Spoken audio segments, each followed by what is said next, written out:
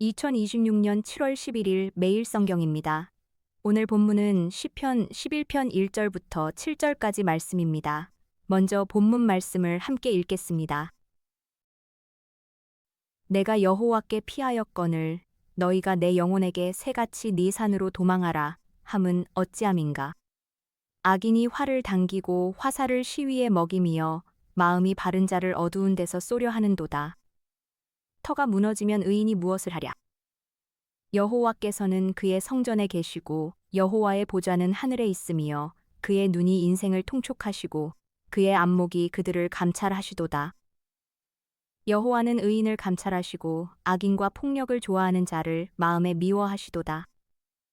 악인에게 그물을 던지시리니 불과 유황과 태우는 바람이 그들의 잔의 소득이 되리로다. 여호와는 의로우사 의로운 일을 좋아하시나니 정직한 자는 그의 얼굴을 배우리로다. 청취자님, 우리가 발을 딛고 있는 땅이 막 지진으로 막 흔들린다고 한번 상상해 보세요. 그럼 본능적으로 가장 먼저 뭘 하게 될까요? 글쎄요. 아마 가장 높고 튼튼해 보이는 곳으로 냅다 도망치려고 하겠죠. 맞아요. 그게 아주 자연스러운 방어 기제잖아요. 일단 그 위험 반경에서 신속하게 벗어나야 하니까요. 네네. 생존을 위한 뇌의 본능이죠. 그런데 만약 그 지진이 진짜 물리적인 땅이 흔들리는 게 아니라면 어떨까요? 그러니까 우리 삶의 기반이나 사회의 정의, 도덕이라는 터가 무너져 내리는 그런 상황 말이에요. 아, 눈에 보이지 않는 삶의 기반이 흔들리는 거군요. 네, 바로 그겁니다. 오늘 우리가 깊이 파헤쳐 볼 자료들의 핵심이 바로 이 지점에 있거든요. 오늘 우리가 분석할 텍스트는 매일 성경의 오늘 본문인 시편 11편 1절에서 7절입니다. 아주 흥미롭고 역동적인 본문이죠? 맞습니다. 우리 앞에는 고대 히브리어 언어학 자료랑 여러 주석들이 놓여 있는데요. 세상의 질서가 완전히 붕괴되는 위기 속에서 저자 다윗이 어떻게 두려움에 먹히지 않고 믿음을 지켜냈는지 그 비결을 파헤쳐 보는 것이 오늘의 미션입니다. 사실 이 본문 1절에서 3절까지 묘사되는 상황이 막 꽤 쓰리나 났습니다. 어두운 곳에서 악인들이 활 시위를 당기고 있고 사회의 기초가 와르르 무너져 내리고 있거든요. 상상만 해도 너무 무섭네요. 그렇죠. 이때 화자 주변의 조언자들 혹은 내면의 두려운 목소리가 아주 합리적으로 보이는 제안을 해요. 새처럼 당장 저 산으로 도망쳐라 이렇게요. 약간 현대인들의 도피 본능이랑 완전 똑같네요.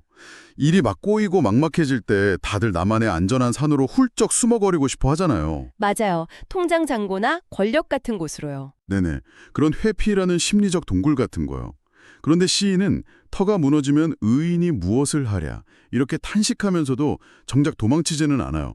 이거 그냥 패닉에 빠져서 얼어붙은 걸까요? 아, 그게 현실 도피나 패닉이 아니라 아주 단호한 거절입니다. 언어학 분석 자료를 보면 이 심리가 아주 잘 나타나는데요. 어떤 부분에서요? 시인이 나는 여호와께 피했다라고 히브리어 완료형 시제를 사용해서 선언하거든요. 아, 완료형이요? 네. 그러니까 앞으로 피할 것이다가 아니라 나는 이미 피난처에 대한 결정을 끝냈다 이런 뜻이죠. 와, 이미 피난처에 들어와 있다고 여기는 거군요. 그러니까 위기 상황에서 뇌가 막 새롭게 생존 계산을 할 필요가 없는 거네요. 네, 패닉 버튼 자체가 눌리지 않는 셈이죠. 그 심리적 메커니즘이 핵심입니다. 세상의 도덕과 질서라는 터가 무너져도 의인의 진짜 피난처는 물리적인 산이 아니라는 확고한 닻을 내린 상태인 거예요. 잠깐만요. 땅에서 피난처 찾는 걸 거부한다면 시인은 도대체 어디를 보고 있는 건가요? 눈을 꼭 감고 위험을 무시하는 건 아닐 테고요. 시선이 수평에서 수직으로 이동하는 겁니다. 붕괴하는 땅에서 흔들리지 않는 하늘로요. 4절부터 보면 무너지는 땅 대신 만물을 통치하는 하늘 보좌를 우러러보고 있죠. 아, 하나님이 통치하시는 곳을 보는 거군요. 맞습니다. 텍스트는 하나님이 그저 멀리서 방관하시는 게 아니라 인생들을 샅샅이 감찰하고 계신다고 묘사하거든요. 여기서 제가 주석 읽다가 멈칫한 부분이 있어요. 5절 보니까 하나님이 악인뿐만 아니라 의인도 감찰하신다, 즉 시험하신다고 되어 있더라고요. 네, 그 부분이 자칫 오해하기 아주 쉬운 대목이죠. 아니, 올바르게 살아보려고 애쓰는 사람까지 굳이 시험하시는 건 좀 너무 가혹한 거 아닌가요? 그러니까 이 시험을 교량 건설에 한번 비유해 볼게요. 엔지니어들이 새로 지은 다리에 무거운 하중을 가하면서 스트레스 테스트를 하잖아요. 네네, 얼마나 튼튼한지 보려고 하죠. 바로 그거예요. 다리를 부수기 위해서가 아니라 구조적 안전성을 증명해서 사람들이 믿고 건널 수 있게 하려는 거죠. 하나님도 고난이라는 압력을 통해 의인의 믿음이 진짜임을 입증해내시는 겁니다. 아, 부수려는 게 아니라 증명하려는 거군요. 완전 이해됐어요. 그럼 반대로 악인들에 대한 평가는 어떻게 나오나요? 여기서 아주 흥미로운 번역의 뉘앙스를 하나 짚고 가야 하는데요. 악인에게 그물을 던지신다는 표현이 6절에 나옵니다. 그물이요? 뭔가 심판치고는 약간 약한 느낌인데요. 그쵸. 고대 히브리어에서 그물을 뜻하는 파으, 그리고 타오르는 숯불을 뜻하는 페함이 철자가 되게 비슷해서 혼동되기 쉽거든요. 아, 번역 과정에서 오해했을 수도 있다는 뜻인가요? 네, 비처럼 쏟아지는 불과 유황이라는 뒷문맥을 고려하면 뜬금없이 그물을 던지는 것보다는 타오르는 숯불로 해석하는 게 시각적으로나 논리적으로 훨씬 자연스럽죠. 와, 확실히 숯불과 유황비가 같이 쏟아져야 심판 이미지가 확 살아나네요. 악인들에게는 그런 파멸이 임하지만 그럼 스트레스 테스트를 통과한 정직한 자들은 결국 어떻게 되는 거죠? 텍스트 결론부에 해당하는 7절을 보면요. 연단된 정직한 자는 하나님의 얼굴을 마주하게 된다고 약속합니다. 아, 하나님의 얼굴이요? 약간 왕을 직접 뵙는 그런 건가요? 맞아요. 고대 사회에서 왕의 얼굴을 직접 본다는 건 최고의 접근권이자 완전한 보호와 평안을 상징하거든요. 흔들리는 세상 속에서 궁극적인 승리와 안식을 얻는 거죠. 정말 놀라운 통찰이네요. 청취자님, 우리가 살아가는 세상 속에서도 삶의 터전이 막 무너져 내리는 것 같은 절망감이 들 때가 분명히 있잖아요. 네, 누구에게나 그런 위기의 순간이 찾아오죠. 하지만 우리는 위협을 피해 눈앞의 만만한 산으로 패닉 상태로 도망치는 대신에 이 모든 상황을 감찰하시는 하늘 보좌를 신뢰할 수 있습니다. 맞습니다. 땅의 기초가 흔들릴 때야말로 우리가 진짜 의지해야 할 하늘의 보좌가 가장 선명하게 보이는 법이니까요. 네.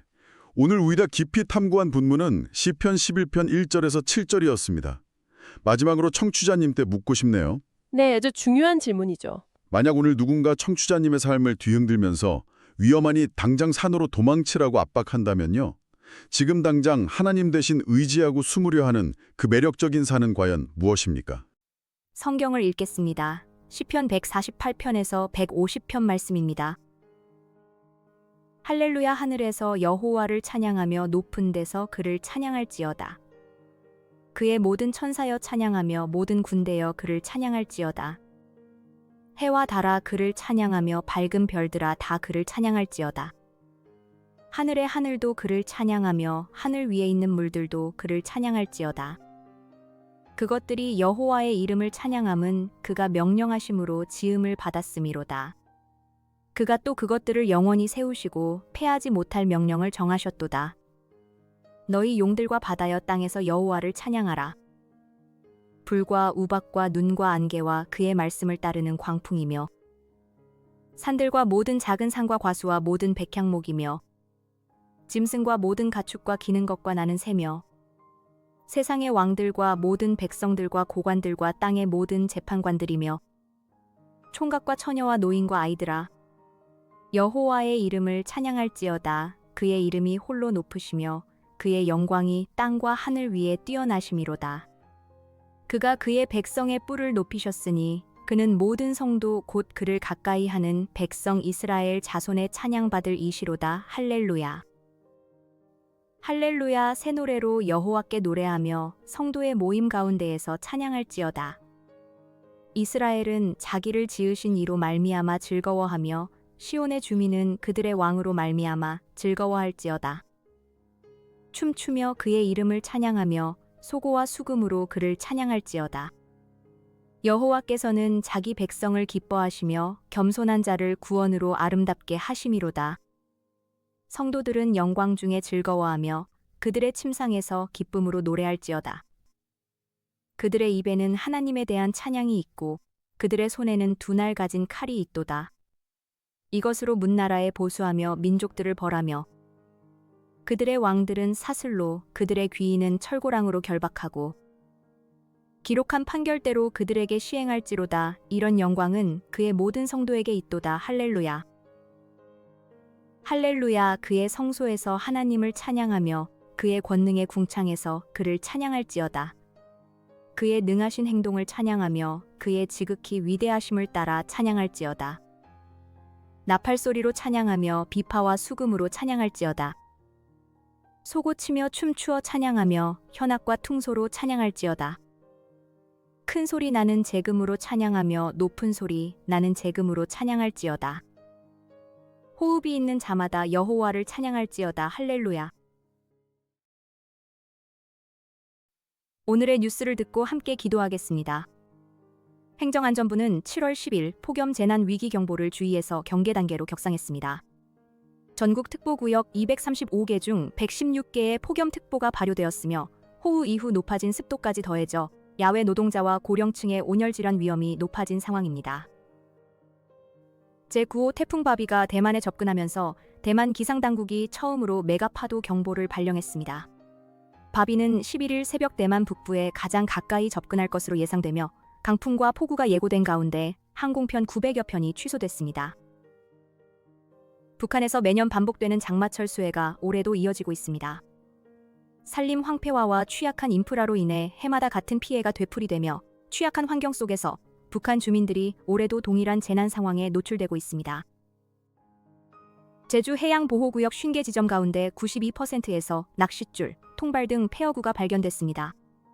남방 큰돌고래 같은 해양보호생물들이 폐어구에 얽혀 죽거나 다치는 피해가 지속되고 있으며 해양 생태계 전반에 걸친 폐어구 문제의 심각성이 확인됐습니다.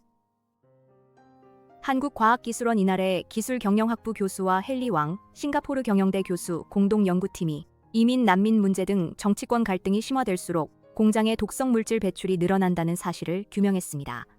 사회적 갈등과 환경감독 약화 사이의 연관성을 밝힌 이 연구 결과가 7월 10일 발표됐습니다. 오늘의 선교 소식으로는 베트남 북부 산악 지역에 사는 쯔울라오 종족을 소개합니다. 이 종족은 강이나 도로변 마을에 정착해 나무 대나무로 지은 고상 가옥에서 생활하며 불교 사원인 와시, 촌락 생활의 중심입니다. 1900년대 이전까지 베트남 문화의 영향을 거의 받지 않았으나 현재는 많은 이들이 베트남 문화에 동화되어 가고 있습니다. 함께 기도합시다. 전국의 폭염 재난 위기 경보가 경계 단계로 격상되며 무더위가 이어지고 있습니다. 야외에서 일하는 노동자와 홀로 사는 노인, 몸이 약한 취약계층이 이 뜨거운 여름을 안전하게 지나도록 함께 기도합시다. 태풍 바비가 대만을 위협하고 북한에서는 장마철 수해가 올해도 반복되고 있습니다. 자연재해 앞에 선 이 생명들을 하나님이 보호하시고 반복되는 고통 속에 있는 북한 주민들에게 하나님의 긍휼이 임하도록 함께 기도합시다. 제주 해양보호구역의 92%에서 폐어구가 발견되고 해양보호생물들이 얽혀 죽어가고 있습니다. 하나님의 창조세계를 무책임하게 다루었음을 돌아보며 피조세계를 지키는 청지기로 살아가도록 함께 기도합시다. 사회적 갈등이 심화될수록 환경 감독이 약화되고 독성 물질 배출이 늘어난다는 연구 결과가 나왔습니다. 사람 사이의 분열이 하나님의 피조세계를 훼손하지 않도록 우리 공동체가 화해와 책임 안에서 나아가도록 함께 기도합시다. 베트남 북부 쯔울라오 종족이 불교 전통 속에서 복음 없이 살아가고 있습니다. 이 종족 가운데 복음의 문이 열리고 처음으로 예수 그리스도의 이름이 전해지도록 함께 기도합시다. 나라와 민족, 열방 선교지와 섬기는 교회를 위해 기도합시다.